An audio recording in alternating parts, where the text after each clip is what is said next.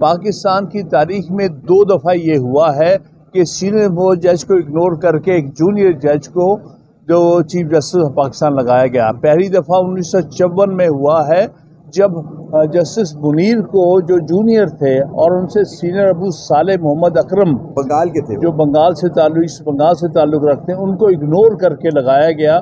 उसके बाद सारी कौम जानती है कि क्या डिजास्टर हुआ पाकिस्तान के साथ, 200 केस, उससे मौलवी तमीजुद्दीन केस में क्या कुछ हुआ।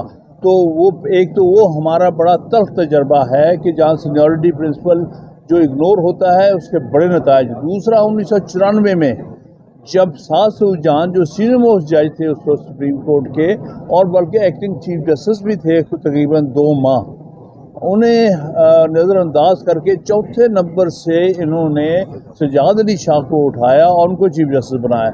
उसके बाद 3 साल 4 साल जो इस मुल्क में हुआ वो सब ने देखा। बाकायदा हमला एक पॉलिटिकल पार्टी ने किया, और ना सिर्फ ये कि पूरी तरह डिवाइड हो गई जुडिशरी।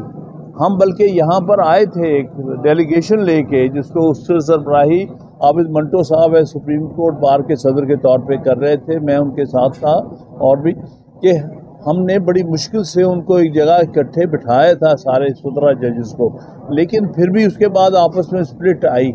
उसके नतीजे में जजमेंट आई, असद अली केस वाला जजमेंट है 1900, ये जो सुप्रीम कोर्ट के 1998 वाली जो जजमेंट है असद अली केस, 10 जजेस का फैसला है सुप्रीम कोर्ट का। उसमें उन्होंने कहा कि रिगार्डलेस के आया आइन में ये लिखा है या नहीं लिखा, सीनियर मोस्ट जज ही जो है वो चीफ जस्टिस हो सकता है। 18वीं तरमीम में उसको अप्रूव किया गया। हाँ, और फिर 18वीं तरमीम ने वही जजमेंट की जो रूह थी उसको अडॉप्ट कर लिया। लिहाजा ये कहना कि जी ये हम बदल देंगे, ये नहीं बदला जा सकता। ये तकरीबन पाकिस्तान की आइन के स्ट्रक्चर का हिस्सा है। और दूसरी बात मैं ये कहूँ कि 2 दफ़ा इंडिया में ये असूल तोड़ा गया। 1973 में पहली दफ़ा इंदिरा गांधी ने तोड़ा था, और चौथे नंबर से जज उठाया था उन्होंने जस्टिस रे, और उसको बना दिया चीफ जस्टिस। तीनों सीनियर मोस्ट जजेस ने रिज़ाइन कर दिया। और दूसरी दफ़ा फिर इंदिरा गांधी ने 1977 में हमीदुल्ला बेग जो दूसरे नंबर पे थे उनको लिया, और जो जस्टिस खन्ना सीनियर मोस्ट जज थे उनको इग्नोर किया, तो उन्होंने भी रिज़ाइन किया। उसके बाद वकला का इतना ज़्यादा इसके ऊपर वहाँ पर प्रोटेस्ट हुआ कि उसके बाद वादा किया गया, और बशमूल इंदिरा गांधी के, कि आइंदा सीनियर मोस्ट जज को इग्नोर नहीं किया जाए। सो सन 78 से लेके आज तक वो वहाँ पर आर्टिकल 170 ये जो 175A वाला नहीं प्रोविज़न, लेकिन इसके बावजूद आप देखेंगे कि 78 के बाद कभी भी ऐसा नहीं हुआ। तकरीबन 25-26 चीफ जस्टिस आ चुके हैं कि सीनियर मोस्ट को इग्नोर किया गया हो। अब वो न बगैर आइन का हिस्सा बने। बहरहाल 1999 में एक जजमेंट भी उन्होंने जिक्र किया कि ये सीनियर मोस्ट होना चाहिए, तो ये सिलसिला चल रहा है। सो इसलिए इसको अगर चेंज किया गया, उससे सुप्रीम कोर्ट के अंदर जो डिवीज़न आती है, जैसे कि सजाद अली शाह के ज़माने में आई, जैसे कि मुनीर साहब के ज़माने में आई, उससे बचना बहुत ज़रूरी है इस मुल्क में आइन को बचाने के लिए और अदलिया को बचाने तक। इसका ताल्लुक है जो आइनी सो कॉल्ड कमेटी है। देखिए, ये जल्दी में कोई काम, कभी आइनी तरमीम, इवन आम लेजिस्लेशन नहीं जल्दी में की जाती, लोगों को इन्वॉल्व किया जाता है। ये जो जल्दी में है, 11:30 बजे कमेटी की मीटिंग होगी, 3 बजे जो है सेनेट का इजलास होगा, इसके पीछे हमें बहुत शक व शुबहात उभर रहे हैं। क्या जल्दी है? ये उसी तरह जैसे रात के अंधेरे में आप आइनी तरमीम करने की कोशिश कर रहे हैं।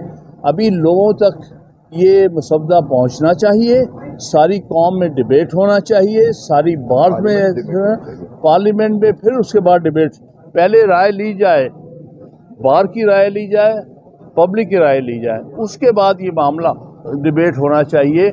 उसके लिए भी स्पेशल कमेटी बननी चाहिए। देखिए ना, जब 18वीं तरमीम लाई गई थी तो 27 रुकनी कमेटी बनी थी पार्लियामेंट की, जिसमें हर बड़ी और छोटी पार्टी उसका शामिल हिस्सा थी, और पीपल्स पार्टी के रज़ा रब्बानी साहब ने चेयर किया था उसको, और उसमें सारी पार्टीज़ ने जितनी भी उस वक्त जो थी पार्लियामेंट में, उन्होंने एग्री किया था इस मसौदे पर जो कि 18वीं तरमीम की शक्ल में अडॉप्ट हुआ था।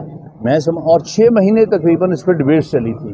तो आपको सामने प्रेसिडेंट है, आप इसको लोगों के सामने लेके आए, पार्लियामेंट में एक स्पेशल कमेटी बनाएं जो अपनी रिपोर्ट पेश करे जिसमें सारी सियासी जमातें शामिल हों, और फिर उसके बाद पार्लियामेंट के सामने डिबेट हो।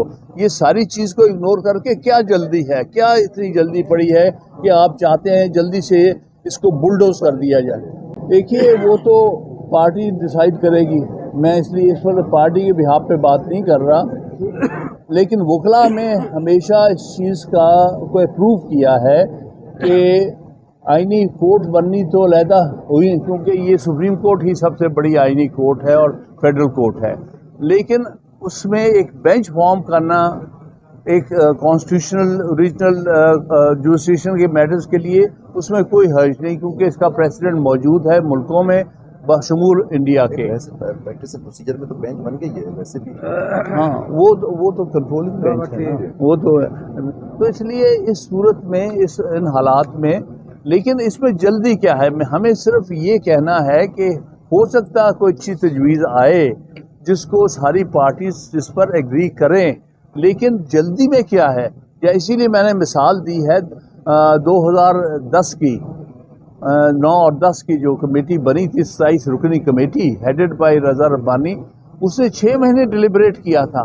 तो अब भी आए, लेके आए, सारी पार्टीज को उसमें शामिल करें और उस पर डिबेट हो।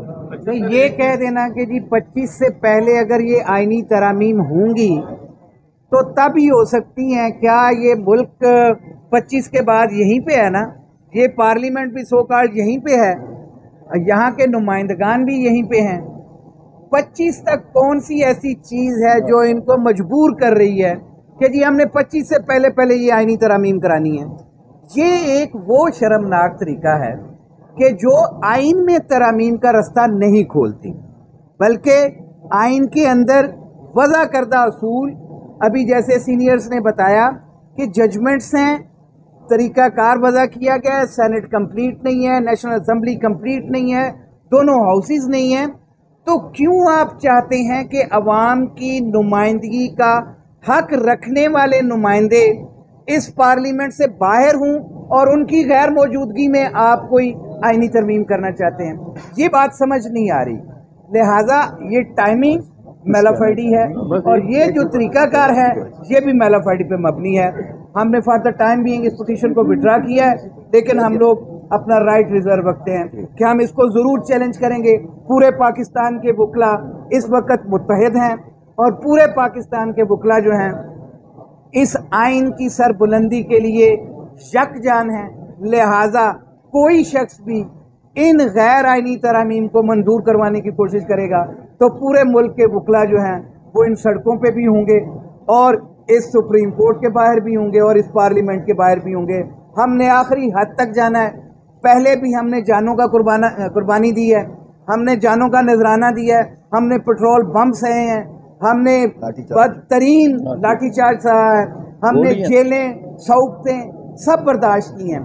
लेकिन आज भी हम कहते हैं कि इस मुल्क के साथ अगर कोई हुब्बुल वतनी रखता है तो फौरी तौर पे इन आइनी तरामीम के इस खेल को फौरी तौर पे ख़त्म किया जाए और एक लेजिटिमेट गवर्नमेंट, एक लेजिटिमेट पार्लियामान जिसके अंदर सारे नुमाइंदगी का हक रखने वाले नुमाइंदे मौजूद हों, तब ये पार्लियामान के सामने रखे जाएं। इमीडिएटली नोटिफिकेशन किया जाए। और सबसे बड़ा मुतालबा ये है कि फिल फॉर सीनियर मोस्ट जज ऑफ द सुप्रीम कोर्ट जो हैं उनका नोटिफिकेशन किया जाए। इस बात को भी मैं वाज़ेह करता चला जाऊं कि हमने इससे पहले लाहौर हाई कोर्ट में जब इन्होंने 3 लोगों में से कंसीडर करके कराची वाली और लाहौर वाली इनमें चीफ जस्टिस का इंतखाब किया था, तब भी हमने एजिटेट किया था, तब भी हमने प्रेस कॉन्फ्रेंस की थी, तब भी हमने पिटीशन फाइल की हुई है जिसके ऊपर ऑब्जेक्शन लगा के रखा हुआ है और उसको आज तक नहीं लगाया। हम कहते हैं कि सीनियरिटी पे अमल करेंगे तो ये तमाम बुराइयों की जड़ ख़त्म होगी। नीचे वाले जजेस अपनी लॉबियां करना बंद करेंगे। सुप्रीम कोर्ट के अंदर, हाई कोर्ट के अंदर ये लॉबिंग सिस्टम होगा तो फिर कोई भी शख्स जो है वो आज़ाद फैसले नहीं दे सकता। इसलिए सीनियरिटी होगी। अगर कोई गलत आदमी भी आता है तो with the passage of time drain हो जाता है। लेकिन हम कहते हैं कि सीनियरिटी के उसूल पे आज ही नोटिफिकेशन होना चाहिए। 3 महीने पहले 89 डेज बिफोर इन काजी साहब का नोटिफिकेशन किया गया था। आज सीनियर मोस्ट जज का क्यों नोटिफिकेशन रोका हुआ है?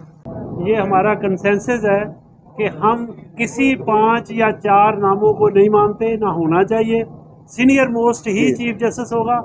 उसके लिए हमें कोई भी काम करना पड़े, वर्क करना पड़े, हम पूरे पाकिस्तान के वकला को यकजा करेंगे। ये नहीं हो सकता पिक एंड चूज कि आप 4 नाम दें, 3 नाम दें। सीनियर मोस्ट ही चीफ जस्टिस होना चाहिए और वही कॉन्स्टिट्यूशन की रूह है और वही आज़ाद अदलिये की रिक्वायरमेंट है। वरना जब एक की बजाय दूसरा आएगा तो कंप्रोमाइज भी होगा और अपनी मनमानी भी होगी। ये हम इसकी बिल्कुल ना इजाज़त देंगे, ना इससे हम पीछे हटेंगे। बिल्कुल।